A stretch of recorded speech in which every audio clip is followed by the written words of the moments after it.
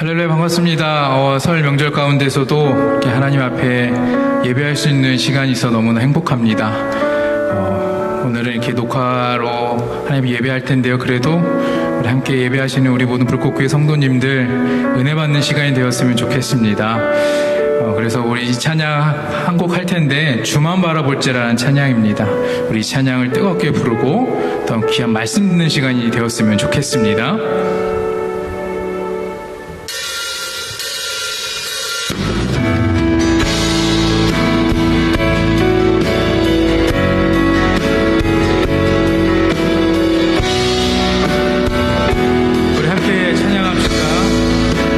하나님께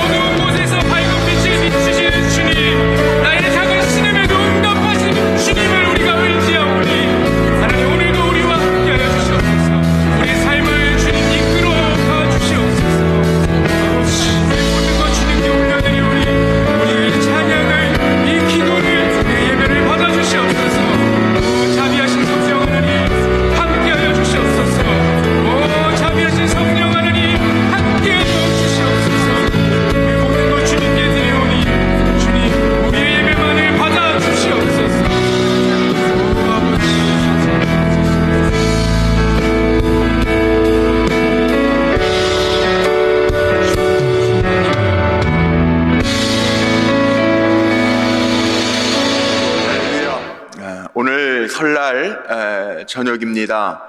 금요 우리 성령 간증 예배 참여하시는 여러분들 주님의 이름으로 사랑하고 축복합니다. 새해 복 많이 받으시기를 바랍니다. 오늘 주시는 하나님의 말씀 우리 함께 보도록 하겠습니다. 요한복음에서 3군데, 요한계시록에서 1군데 말씀 찾아서 보겠습니다. 먼저 요한복음 1장 12절 말씀 제가 받들어 읽겠습니다. 영접하는 자, 곧 그 이름을 믿는 자들에게는 하나님의 자녀가 되는 권세를 주셨으니 아멘. 3장 16절입니다.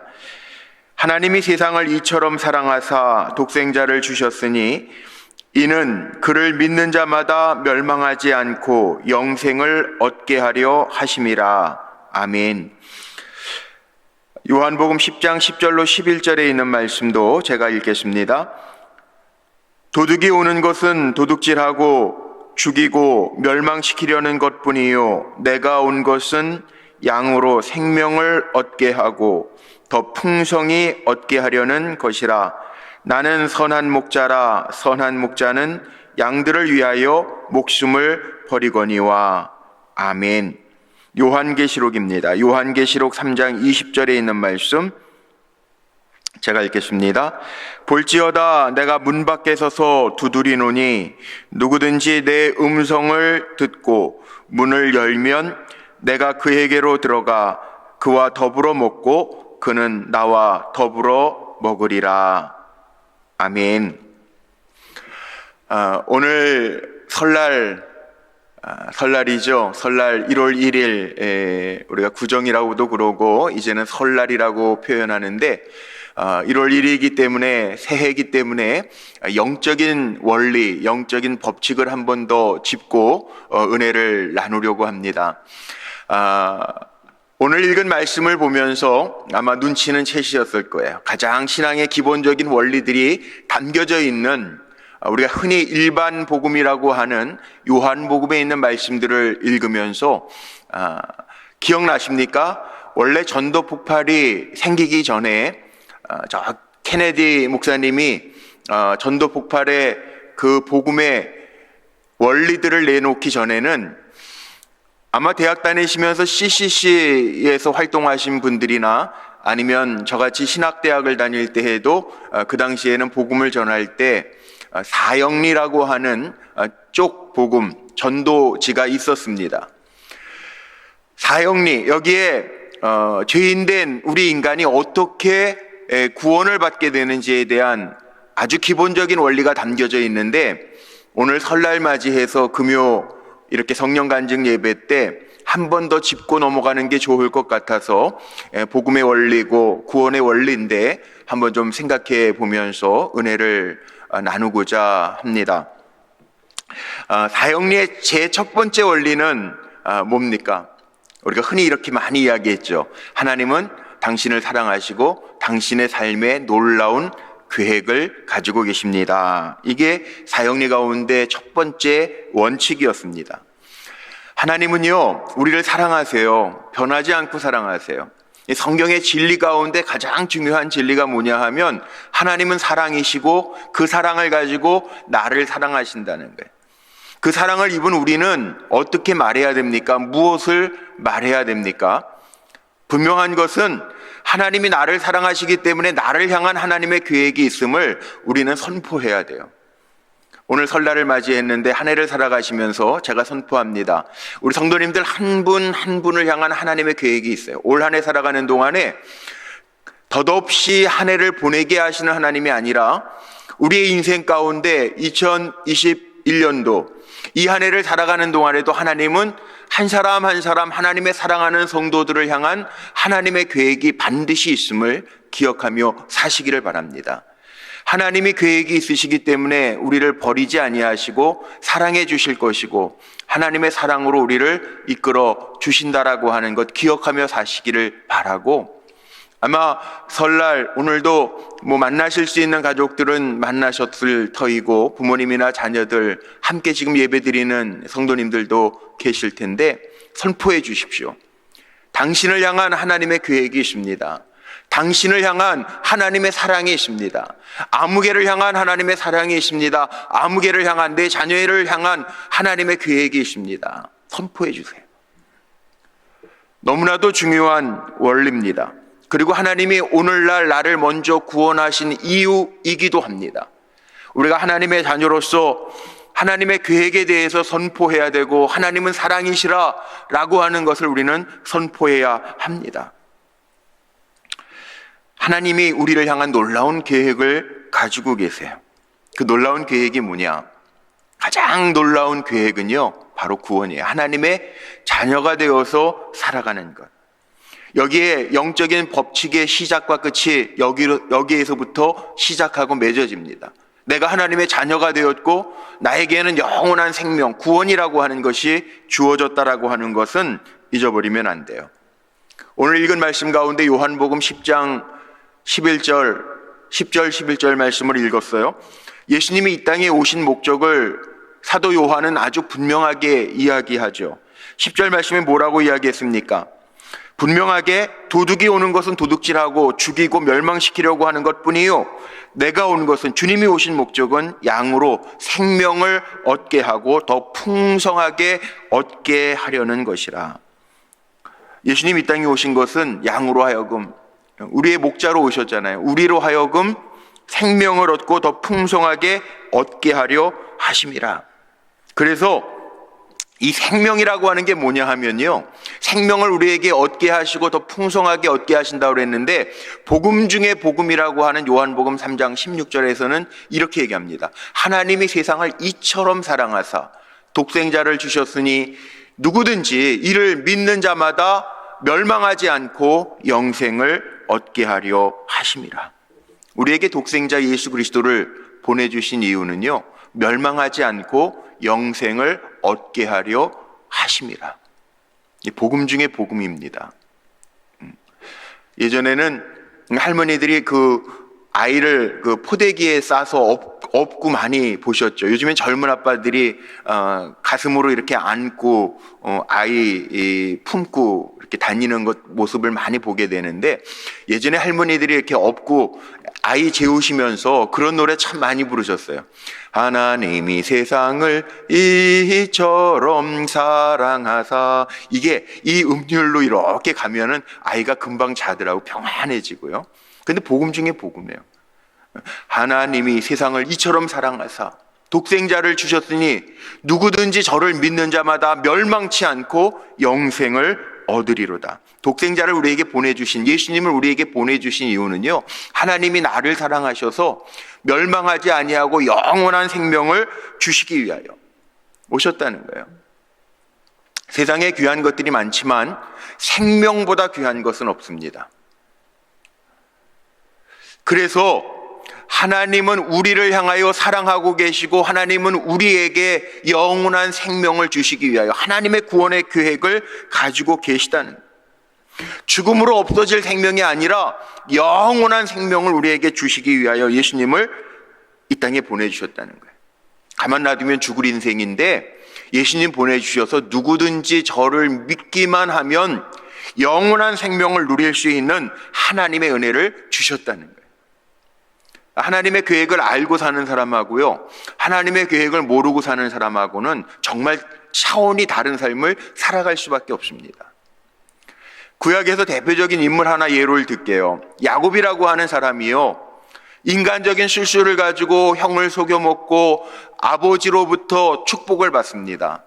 그런데 그 인간적인 꾀로 말미암아 정말 형 에서에게 미움을 받고 죽을 위기에 놓이자 도망가잖아요.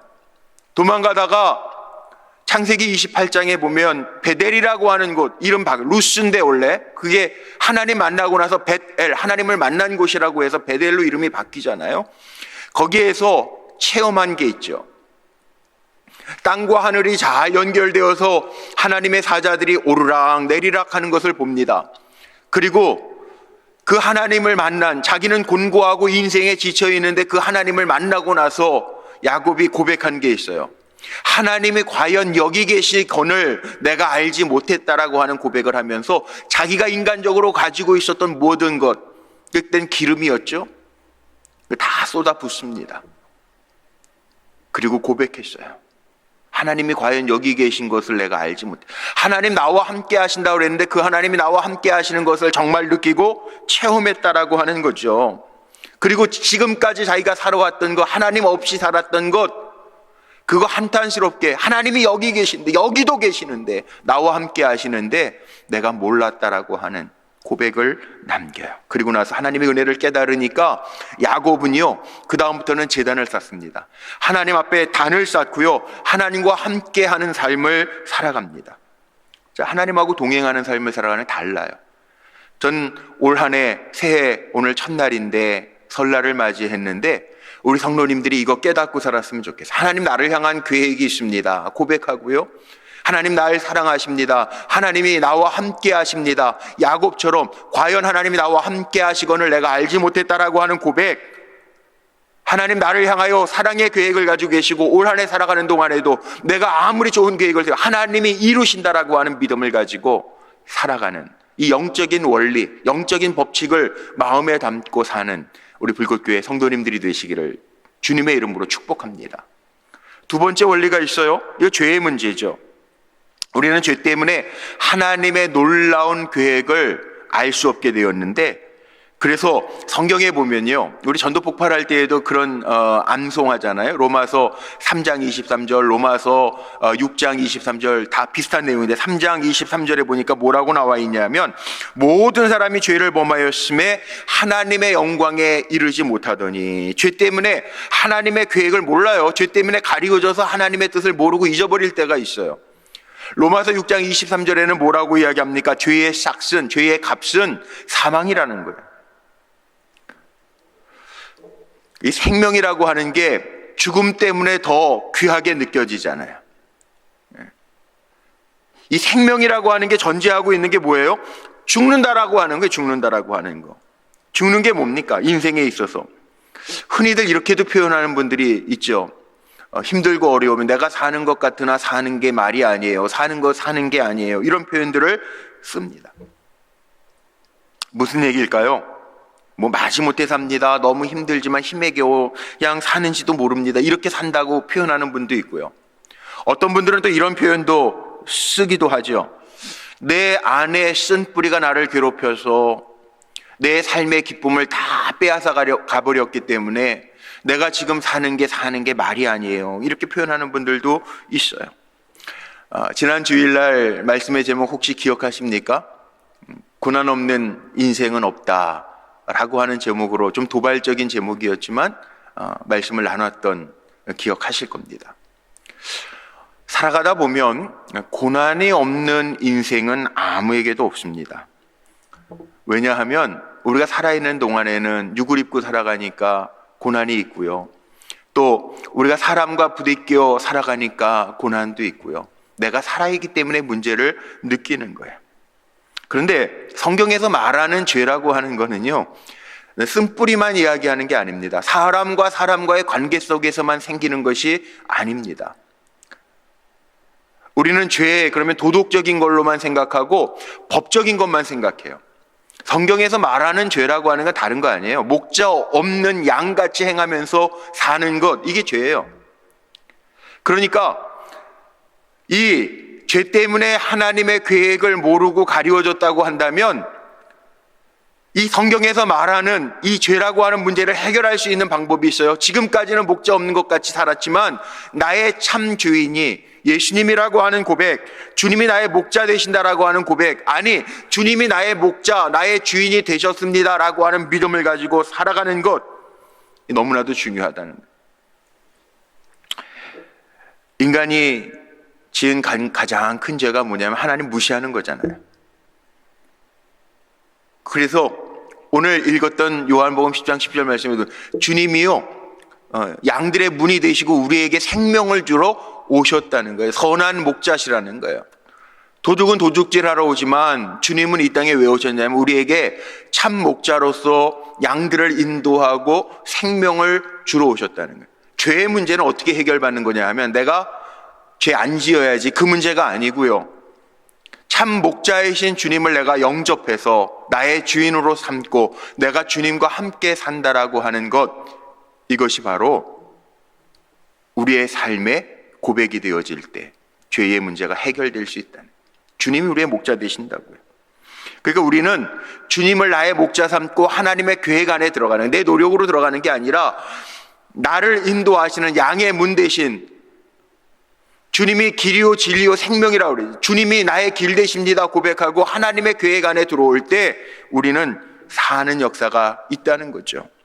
목자와 함께 사는 삶으로 나아가는 것, 이게 사는 길이라는 거예요. 죄 때문에 하나님의 계획이 가리워져 있어요. 근데 이걸 해결하는 방법은 주님을 목자 삼고 주님을 주인 삼고 살아가는 길이라는 거죠. 올 한 해 살아가면서요, 내가 주인 아닙니다. 잊지 마세요. 오늘 정말 중요한 영적인 법칙, 영적인 원리를 말씀드리는 거예요. 1월 1일이기 때문에 더 중요하게 말씀드려요. 영적인 원리 뭐라고요? 하나님의 계획을 이루기 위해서는 주님을 내가 목자 삼고 사는 것, 잊지 마시기를 주의 이름으로 축복합니다. 주님은 나의 주인이시다. 나의 선한 목자시다. 세 번째 원리 뭡니까? 구원의 문제예요. 구원의 문제. 선한 목자이신 예수를 통해서 죄인된 삶에서 우리가 구원받았다는 것, 주님이 길이라는 것, 오직 예수님이 길이라고 하는 것. 다시 한번 볼게요. 요한복음 10장 7절 말씀해 보니까 나는 양의 문이라, 주님이 문이라, 주님을 통하여, 문 없이 들어오는 분 없죠. 집에 들어가려면 대문, 현관문 통과해야 집 안에 들어갈 수 있는 거예요. 예수님이 문이시래요. 양들이 통과할 수 있는 문이라고 말씀하세요. 그래서 예수님이 문이시기 때문에 요한복음 10장 9절 말씀에 보면 내가 문이니 누구든지 나로 말미암지 않고는 구원받고 들어가며 나오며 할 수 있는 자가 아무도 없다는 거예요. 주님이 선한 목자시고, 요한복음 14장 6절 말씀, 장례 때 인용 많이 하는 말씀이지만 내가 곧 길이요 진리요 생명이니 나로 말미암지 않고는 아버지께로 올 자가 없느니라. 주님이 바로 우리에게 생명을 주시기 위하여 이 땅에 오신 통로라는 거예요. 주님 말고는 방법이, 다른 길이 없다는 거죠. 주님을 통하여 생명의 꼴을 얻는다라고 말씀하고 있어요. 올 한 해 살아가면서 이 얼마나 큰 축복입니까? 주님이 나의 문 되신다는데, 주님을 통해서, 예수의 이름으로 기도하지 않습니까? 주님을 통해서 주님의 이름으로 구하면서 올 한 해 풍성한 삶을 누리는 우리 성도님들 되시기를 축복합니다. 풍성한 삶, 풍성한 구원의 기쁨, 그 풍성한 구원의 기쁨을 누릴 수 있는 한 해가 되시기를 축복합니다. 코로나도 금년에는 정말 하나님 은혜 가운데 다 주의 다스림 속에서 해결되어지고 정말 풍성한 구원의 기쁨, 나를 살게 하시는 은혜, 평안의 복 누리는 한 해가 되었으면 좋겠어요. 우리 성도님들에게 이런 구원의 기쁨이 임하시기를 간절히 축원합니다. 마지막 네 번째 원리가 있습니다. 네 번째 원리 뭡니까? 하나님의 놀라운 계획의 완성, 우리로 하여금 풍성한 삶을 허락해 주신다는. 오늘 인사 많이 하셨을 겁니다. 설날이니까 아마 새해 복 많이 받으세요, 하늘의 복을 누리세요, 풍성한 복 받고 힘있게 사세요, 여러 가지 인사들을 하셨을 거예요. 그런데 오늘 말씀 속에 보면요, 하늘의 복은 누가 누리냐 하면 하나님의 자녀가 누리는 거예요. 하나님의 백성들이 누리는 거예요. 그래서 요한복음 1장 12절에 보니까 영접하는 자, 곧 그 이름을 믿는 자들에게는 하나님의 자녀가 되는 권세를 주셨다. 하나님의 자녀의 권세입니다. 이 자녀는요, 권세가 있습니다. 자녀들이 있죠, 가정에. 자녀들은 특별한 권세가 있습니다. 무슨 권세가 있을까요? 가장 먼저 부모하고 동행하잖아요. 요즘에 이제 큰 아이들은 부모님 따라 안 다니려고 그러지만 어디 간다고 그럴 때 부모님 설날 어디 친척집을 가거나, 요즘은 코로나 때문에 자유롭게 만나는 것도 5인 이하로 만나야 되니까 어렵긴 하지만 어디 간다고 그럴 때 어린 자녀 떨어뜨려 두고 다니는 부모 없잖아요. 동행권이 있어요. 부모는 자녀를 사랑하고 늘 같이 있고 싶어 해요. 동행권이 있습니다. 이 자녀들이 누리는 특권이에요. 자녀들은 또 부모에게요, 요청할 수 있어요. 요청권, 청구권이 있어요. 뭐 필요하면 아이들이 걱정 안 하더라고요. 어머니, 아버지, 저 이거 필요해요. 그리고 얘기만 해. 그래도 부모가 다 들어줘요. 능력이 없으면 모르지만 능력 있는 부모들은 들어줘요. 청구권이 자녀에게 있어요. 자녀의 권세예요. 동행권뿐만 아니라 조금 더 깊어지면 동거권이라는 게 동거권. 예? 부모와 함께 거해요. 자녀들은. 이게 동거권이에요. 더 나아가서 자녀들에게 뭐가 있습니까? 상속권이 있습니다. 부모 것이 곧 자녀 것입니다. 상속권이 있어요. 이게 자녀의 권세죠. 하나님 우리에게 주신 권세예요. 요한복음 1장 12절에 나와 있는 것처럼 하나님 누구든지 그를 믿는 자에게는 자녀가 되는, 하나님의 자녀가 되는 권세를 주셨다는 거예요. 그 권세는요, 믿는 자에게입니다. 주님을 주인 삼고 사는 자에게는 자녀가 되는 권세를 주셨다라고 이야기하고 있습니다. 그러니까 우리는 매사에 하나님 인정하면 되고요, 하나님 영접하고 하나님 안에 있으면 우리에게 풍성한 삶을 주시겠다고 약속하셨어요. 이게 얼마나 기쁜 영적인 원리인지 아세요? 올 한 해를 살아가면서 주님의 품 안에, 주품에, 찬양도 있죠. 주품 안에서 한 해를 살아가는 우리 성도님들 되기를 축복합니다. 이게 가장 안전한 곳, 주님의 품 안이 가장 안전한 곳이에요. 또 주님의 품 안에 있을 때 우리에게 풍성한 생명, 삶을 주신다고 그랬어요. 이게 하나님의 계획입니다. 이 원리가 사원리와 상통하는 이유가 여기에 있습니다. 하나님 우리에게 풍성한 삶을 약속하셨어요. 그래서 죄로부터 벗어나게 하셨고 우리에게 구원의 기쁨을 주셨고 우리를 하나님의 자녀 삼아 주신 거예요. 가장 기본적인 원리인데 올 한 해를 시작하면서 이 원리를 몸에 담고요, 마음에 담고 심령에 담고요, 한 해를 사셨으면 좋겠어요. 두려워하지 말고 염려하지 말고. 우리는 알 수 없는 시간들을 살아가요. 또 새해가 되어서 설날이 되어서 진짜 이 한 해를 우리가 이제 살아가자. 어떻게 사실래요? 하나님의 법칙이 있음을 알아야 되고요, 하나님의 계획이 있음을 알아야 되고요, 하나님이 나를 사랑하신다라고 하는 걸 알아야 되고요. 죄는 도덕적인 윤리적인 죄가 아닙니다.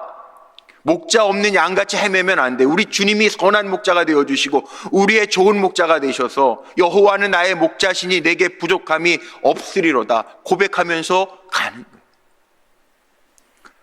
제가 엊그저께도 우리 성도님 연세 많으신데 지금 암투병 하셔서 많이 힘들어 하시는 권사님이 있어요. 그동안 교회도 못 나오셨던 권사님, 이제 연세가 좀 되셨지만 가족들이 요청해서 제가 기도해드리고 왔어요. 근데 전 기도만 하지 않았어요. 제가 가서 권사님한테 의식이 왔다 갔다 하신다는데 제가 가니까 눈을 똑바로 뜨시고 저 알아보시더라고요. 말하고 싶어서 막 입이 움직여지시더라고요. 제가 권사님하고 인사하고요, 권사님 제가 시편 23편 읽어드릴게요. 우리 교회 강단 저 뒤에 성경 말씀도 시편 23편 펴놨어요. 물론 시편이 성경 가운데 정가운데 부분이기도 하지만 시편 23편 이 말씀은 대한민국 성도들이 가장 좋아하는 성구 가운데 하나예요. 여호와는 나의 목자시니 내게 부족함이 없으리로다. 하나님이 우리를 인도하시면 사망의 음침한 골짜기를 다닐지라도 내가 해를 두려워하지 아니할 것은 주의 지팡이와 막대기가 나를 안위하시나이다. 주님 우리 좋은 목자 되셔서 푸른 초장으로 맑은 시냇가로 우리를 인도해 주신다는, 그러니까 하나님이 올 한 해도 우리를 그렇게 인도해 주신다라고 하는 믿음 가지고요, 하나님으로 말미암아 풍성한 삶을 누릴 수 있는 우리 불꽃교회 귀한 성도들이 되시기를 주의 이름으로 축복합니다. 주님의 자녀로 풍성한 삶을 경험한다니 더 이상 죄에 매이지 않는다는, 하나님의 놀라운 섭리와 축복이 우리에게 있다는 거예요. 아울러 한 단계 더 나아가서 이걸 경험한 사람은요, 우리가 증거하지 아니할 수가 없어요. 참 생명의 기쁨을, 구원의 기쁨을 누리는 사람이 어떻게 죽어져가는 영혼들을 보면서 내버려 둘 수 있겠습니까? 그래서 사역리, 복음을 전한 거 아니에요. 이 복음의 원리, 원칙을 가지고 전했던 거 아니에요. 그래요. 정말 우리의 삶 속에 천국의 확신과 생명의 확신이 있다면 우리는 전하지 아니할 수가 없어요. 아마 오늘도 설날 가족들 만나서 복음 전하신 분들도 계실 거예요. 전하는 것도 중요하고 내가 그 복을 누리는 것도 중요하고 그 복을 누리면서 경험했기 때문에 또 내 사랑하는 가족들, 자녀들, 부모님들에게도 복음을 전하는 삶을 살라고 우리를 먼저 구원해 주신 거죠. 이 복음의 원리 잊지 말고 올 한 해 2021년도도 넉넉하게 승리하게 하시는 하나님 경험하고 또 저나 여러분이 복음의 축복의 통로로 사람들을 살리는데 쓰임받는 거룩한 도구들이 되시기를 주님의 이름으로 축원합니다. 기도하시겠습니다. 전능하신 아버지 하나님 감사합니다. 오늘 설날을 맞이해서 금요 성령 간증 예배, 특별히 사형리 복음의 원리 원칙 법칙을 가지고 말씀을 나누었습니다. 우리 사랑하는 성도들 한 해를 시작하면서 하나님의 구원의 계획이 있음을 알게 하시고 나를 사랑하시는 하나님을 고백하며 그 사랑 때문에 담대하고 강하게 일어나게 하시고 뿐만 아니라 올 한 해 살아가는 동안에 하늘의 생명력을 가지고 우리를 향한 하나님의 계획을 이루어드리며 풍성한 삶의 기쁨을 누리게 하옵소서. 뿐만 아니라 그 생명을 나만 누리는 것이 아니라 많은 사람들을 살게 하는데 쓰임받는 거룩한 축복의 통로, 복음의 통로가 될 수 있도록 우리를 사용하여 주옵소서. 2021년도 우리가 새해를 맞이했습니다. 이 한 해 살아가는 동안에 여전히 우리의 상황과 환경은 불투명하지만 나를 향한 하나님의 계획이 있음을 깨닫게 하시고 나를 사랑하시는 그 하나님의 사랑을 느끼게 하시며 목자가 되셔서 좋은 목자가 되셔서 선한 목자가 되셔서 나를 인도하시는 하나님을 고백하며 살게 하옵소서. 하나님의 자녀로서의 권세를 가지고 넉넉하게 승리하는 복된 종들 되게 하옵소서. 이제는 우리의 목자가 되신 우리 주 예수 그리스도의 구원의 은혜와 우리를 향한 계획과 사랑을 가지고 계시는 아버지 하나님의 크신 사랑하심과 오늘도 깨닫게 하시고 힘주시는 성령님의 역사, 동행, 축복하심이 설날 맞이하여 하나님 앞에 나와 예배하며 예배에 참여하며 또한 주의 이름 부르고 주님을 주인 삼고 나아가는 우리 사랑하는 성도들의 머리 위에와 가정과 자녀와 생업의 터전 속에 그리고 여기에 피주고 값주고 세우신 주님의 몸된 우리 불꽃교회 위에 이제로부터 영원토록 함께 하시기를 간절히 축원하옵나이다. 아멘.